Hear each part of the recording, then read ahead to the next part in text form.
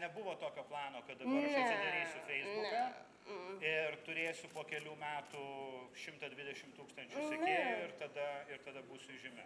Ne. Ties kokiu skaičium sekėjų jūs jau pajutot, kad pradeda sektis? Kada patikėjot?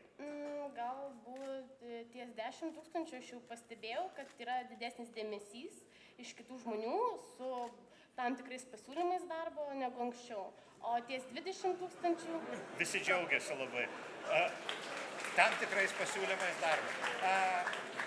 Nežinau, ką jūs dirbat, tokia iškrypėliška, kad dabar man čia kažkas sako, aš tai kitaip galvoju apie darbą, bet nesmė.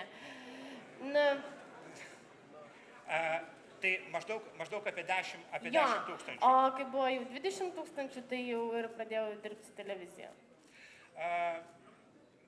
Kai kas sako, kad jūs esate tik tai Facebookas, ta prasme, dabar jūs esate televizijoje, bet šiaip jau, kad jūs esate Facebooko produktas ir kad jūsų gyvenimas yra Facebook'e.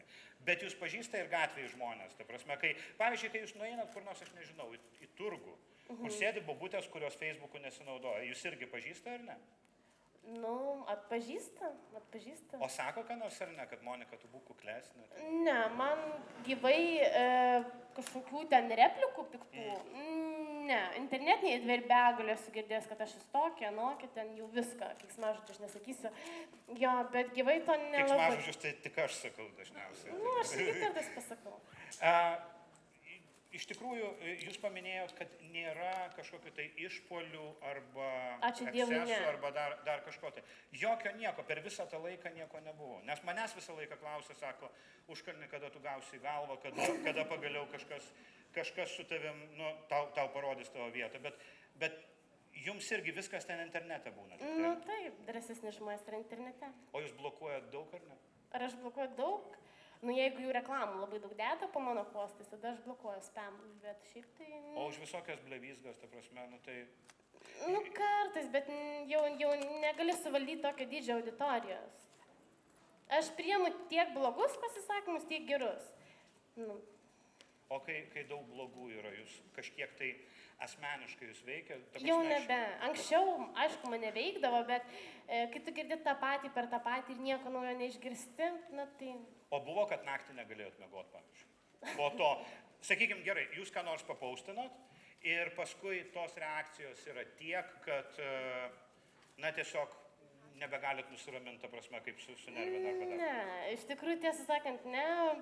Aš kai uždarau kompiuterį, tai viskas įlieka tam kompiuterį, ta visa internetinė erdvė, ta virtuali, tai kažkaip ir aš jaučiuosi labai saugiai. Pažiūrėkim dar, 120 000 ir tas skaičius yra, jisai pakankamai greitai augo, bet kažkokia tai riba yra, jūs įsivaizduojat pati, kokia bus riba to augimo, ar ne? Ne. Nes Lietuva nėra, ta prasme, Lietuvoje yra truputį mažiau negu 3 milijonai žmonių. Tiesą sakant, nežinau, dabar yra labai daug sekėjų ir ne tik Lietuvos. Ai, čia fotografai. Jo, ne tik iš Lietuvos. Aš tai jų net nepastebėjau, labas visiems. Aš galiu jūs nufotografuoti. Tai jo, tada jūs jūs fotografuokite, aš klausimą užduosiu.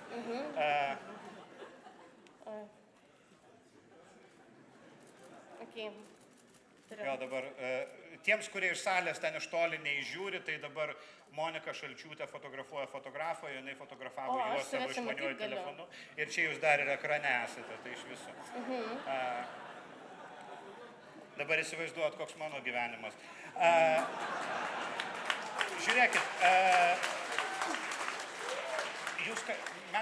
jūs paminėjote apie tai, kad sekėjai ne vien tik tai iš Lietuvos yra iš užsienio. Jo, aš gaunu... Kaip jie jūs todėl, kad be abejo, jie nesupranta lietuvių kalbos, jūsų visi postai yra lietuviški. Tai kad ten nėra labai pas mane daug kažkokių postų, daugiau nuotraukas. Ta prasme, gerai, daugiau...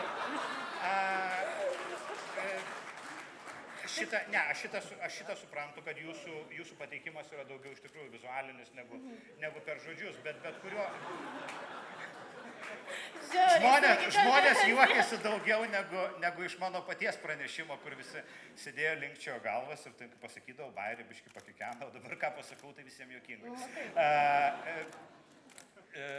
Kaip tie užsieniečiai apskritai Kaip jūs galite daryti, nes be jokios abejonės, jeigu yra Lietuvoje populiarumo kažkokia tai riba, ta sekėjų riba, tai tarptautinė rinka yra beveik begalinė arba labai labai didelė.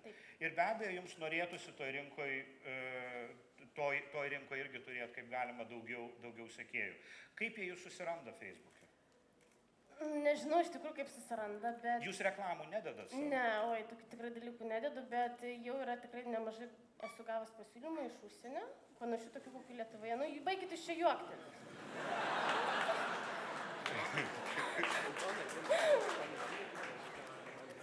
Tai žiūrėkit, kad nesijuoktų... Nežinot, kur ateina. Ne,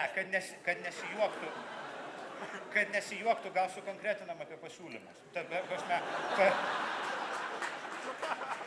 Aš su šitą auditoriją negaliu dirbti. Aš gailiuosi, kad aš pasirašiau ant tų 50 000 eurų, kuriuos man sumokės už pravedimą šito pokalbio. Aš sakė, kad nemokamai kitaip gausi loginą. Sako, tik 20 minučių pašnekėt. Gerai, Monika, kokie pasiūlymai darbo? Ta prasme, tai reklama yra, tai kažkokios prekės? Tarkim, kažkokios prekės reklaminį veidą. Ir ta prasme, sutinkat? Nu, pavyzdžiui, gavau naujausią pasiūlymą su Nikonu. Su Nikono fotoaparatais? Taip. Tai va, Lietuvoje ar ir kitose rinkose? Baltijos šalių atstovas susisiekė su manimi, tai greičiausiai bus ir kitose vietose, ne tik Lietuvoje. Bet tai taip išeina, kad iš tikrųjų tas jūsų, šiuo atveju, tas jūsų populiarumas ir tas jūsų sekėjų skaičius, tai nėra vien tik tai tuščias žodis, kad tai turi normalią materialinę išraišką. Gerai, taip išeina. Aš čia kaip tik ir norėjau klausti, man čia prodiuseriai paruošė klausimus, nes nepasitikėjau, kad aš pats pasirašysiu, kad jūs Lietuvoje esate žinomas prekės ženklas ar galite būti tarptautiniu prekės ženklu, bet jūs jau man pati ir atsakėte. Jūsų dabar tos raiškos priemonės, kurias jūs naudojate, yra pakankamai minimalios. Tai yra jūsų fotoaparatas, jūs pati darote selfie arba fotografuojate. Aš fotoaparatą neturiu, turiu tik telefoną. Telefono fotoaparatas arba priešais veidrodį nusifotografuojate. Jūs planuojat kažką tai plėsti, ta prasme, aš nežinau, ar profesionalias fotosesijas labiau dėti, ar kažką tai, ar filmuotis, ar dar kažką? Jų yra iš tikrųjų, bet kažkodėl žmonėms labiau patinka tos pačios nuotraukos, kada jos yra būtinės kokybės, o nėra profesionalios. Tarkim, tu visą dieną dirbi prie fotosesijos tam, kad padaryti gerą nuotrauką. Tu įdedi ją, surenka, nežinau, 5000 paspaudimų patinka, įdedi būtinės kokybės, dar nežinau. Iš virtuvės. Jo dar koks šiukšlių maišas galia stovi. Įdedi tą būtinę nuotrauką, bus 10 000 laikų. Jūs tikriausiai jau turėjot, aš nežinau, jūs tikriausiai turėjot, aš pavyzdžiui, apie mane vakar parašė, kad reiškia, kai Užkalnis įdeda straipsnį, gauna 50 laikų. Kai jisai įdeda, reiškia, šito želė deserto, tokį close-upą padariau su fotoaparatu. Tai žinot, kur margutis yra su įvairiais spalviais želė, tai gauna 500 laikų. Aš irgi šito nesuprantu. Tai čia maždaug gal kaip susilygina mano rašymas su želė desertu. Ta prasme, želė desertas 10 kartų geresnis. Čia aš žinau dėl to, kad yra tiesiog lengviau yra sukandama žmonėms tą informaciją. Nes jeigu ten... Ne visi raidės pažįsta. Ne dėl to. Tiesiog, kai tu ilgiausią tekstą parašai, čia neskaitysi, bet jeigu nuotraukai įdedi ir ten 2 žodžiai, kažkokie užmestas tagas, tarkim, ten kažkokio projekto, negu tu parašytum, kad oi, čia buvo labai gerai, išbandžiau, tai niekas neskaitys, žmonės išsiblaško ir praveda tą naujieną, nes žmonėms reikia greitai suvirškinamos informacijos. Tai taip ir yra. Jūs atkreipėte dėmesį į tai, tikriausiai jau, kad kas bebūtų fone, visi žmonės pastebės. Ar ten bus koks šiukšlių kibiras, ar kokia, nežinau, ar knyga padėta, ar bet koks daiktas. Jums nesiūlė tuose paprastuose jūsų selfiuose, kur jūs dedat, kažkur tai fone padėti tą vadinamą product placementą, kažkokį tai prekę? Tik jūs to nepastebit. Nepakankamai. Dabar aš peržiūrėsiu visas jūsų nuotraukas. Iš tikrųjų tai yra paslėpta reklama netiesioginė. Tai jeigu šį nuotrauką dedu į Facebooką, tai nereiškia, kad šiaip sau, kad aš čia norėjau nusifotografuoti. Jūsų viešumas yra susijęs su didelė kontroversija ir daug neigiamų komentarų, mes jau apie komentarus šnekėjom. Kaip jūs išmokot neįsižeisti? Aš jau galbūt pripratau. Kad ir kaip bebūtų liūdna, aš pripratau. Plius ateinant čia, aš taip pagalvoju, nu jau blogiau tikrai nebus. Ir mes su prodiuseriais irgi jums tada pasakėm, kad jeigu, Monika, tai yra blogiausias dalykas, kas gali atsitikti gyvenime, tai kalbėti su žvengiančia auditorija, virš 1000 žmonių ir būti transliuojamam. Tai tikrai gyvenimas matyt pavyko. Ne, aš esu ir dainavus, ir nesąmonių pašnekės, viską yra buvę, jau blogiau tikrai nebus, nebent aš nuo kėdės nuvešiu, to dar nebuvo. Ne, nuo kėdės aš galėčiau nukristi. Man iš tikrųjų yra kodėl aš aukojuosi visą kitą, kad ten kažkaip galbūt suklystu. Tiesiog aš kartais pagalvoju, kad žmonės, kurie komentuoja, tu pasižiūri į jų nuotrauką, į profilį, ką jie veikia, panagrinėjai. Ir tai pagalvoju, kad koks skirtumas man, ką jis sako, aš vien kai kvėpuoju daugiau uždirbu, negu kai jis dirba visą mėnesį. Čia yra geras.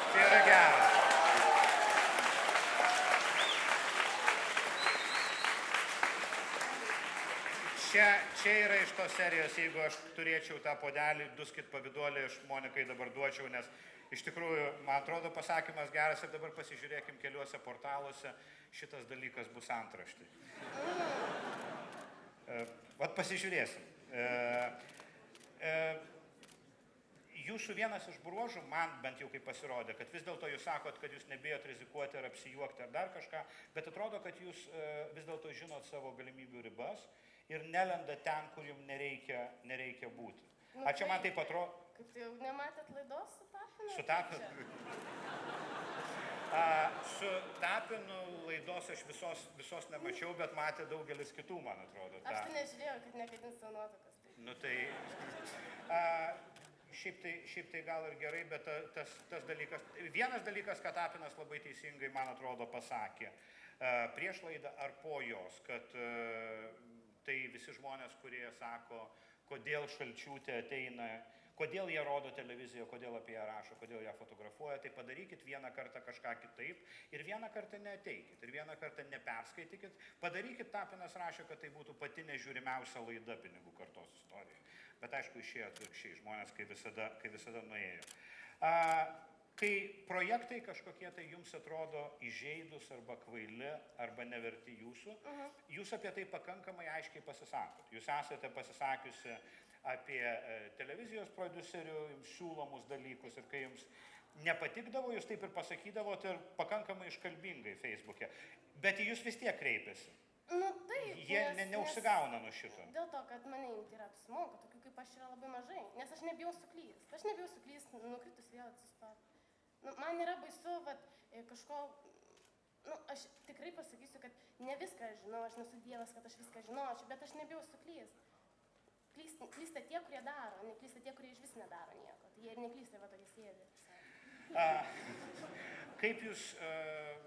Kaip jūs galvojat, tai, kad jūsų pasirodymas čia, Logine, tikriausiai buvo labiausiai aptariamas ir labiausiai garsiausias dalykas iš visos šitos konferencijos. Ir daugelis žmonių iš tikrųjų sakė, kad Loginas nusivažiavo, dabar ten bus Monika nusivažiavo. Bet jūs nejautėt kažkokio tokio dalyko, kad, gal iš tikrųjų, jeigu tiek daug žmonių prieštarauja, tai gal man nereikia šito daryti arba dar. Buvo minčių, iš tikrųjų, aš pirmanį ar kada čia buvau susiekusi, kad galbūt, kad tai nėra, ko man reikia eiti. Kad aš vėl kažką pasakysiu to, ko nežinau ir panašiai. Ir aš gal tikrai neit, bet po to pagalvojau, kad, blogiau nebus tai. Blogiau? Nes viską aš esu ir padarius, ir nusidainavus, ir viską yra buvę, tai sakau. Kalbant apie tai, jūs sako, kad daug, jūs iš tikrųjų, jūs sakot, viską padarė, aš tikriausiai galėčiau įsivaizduoti, ko dar nedarė. Pavyzdžiui, aš nedalyvavau, sakykime, aš laidoj Šuolis, jūs irgi nedalyvavot laidoj Šuolis, ar ne? Dalyvavau. Jūs dalyvavot laidoj? Čia parodo mano kaip vedėjo kompetenciją, kad, prasme, šneku apie ką net neturiu supratimo. Bet jūs... Tai bus dabar labai fainas naujas projektas realybės šou. Papasakokite apie savo realybės šou. Kodėl? Dar viską negaliu pasakoti, bet rodys per TV3, per tv3.lt.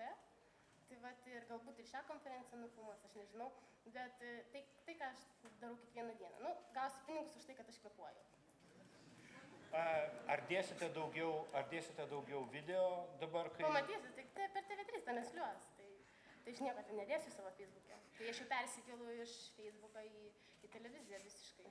Apie socialinius įvairius tinklus.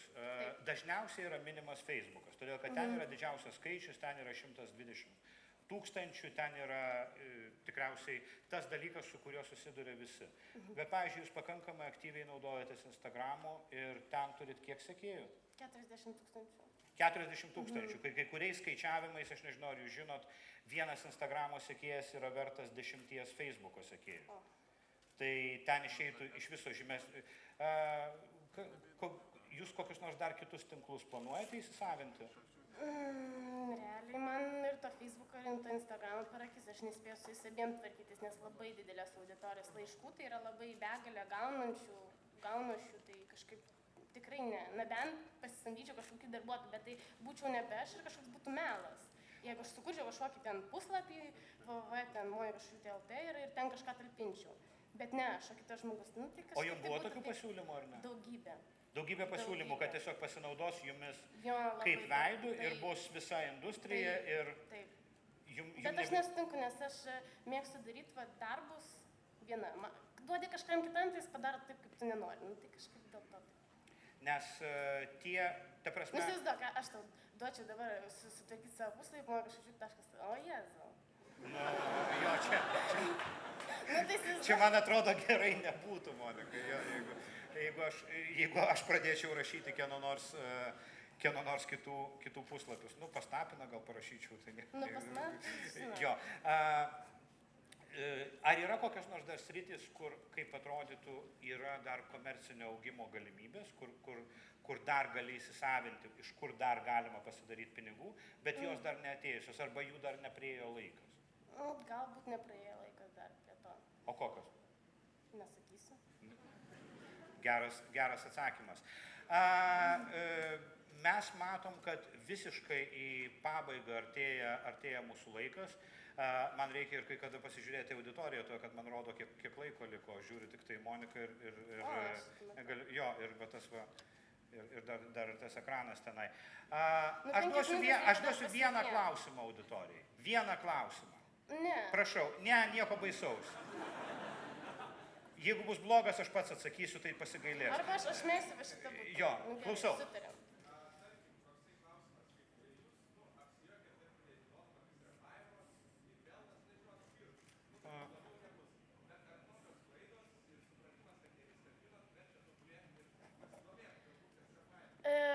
Realiai pas mus kažkaip Lietuvoje iš to galbūt pasijuokė, kad žmogus suklysta, pasijuokė.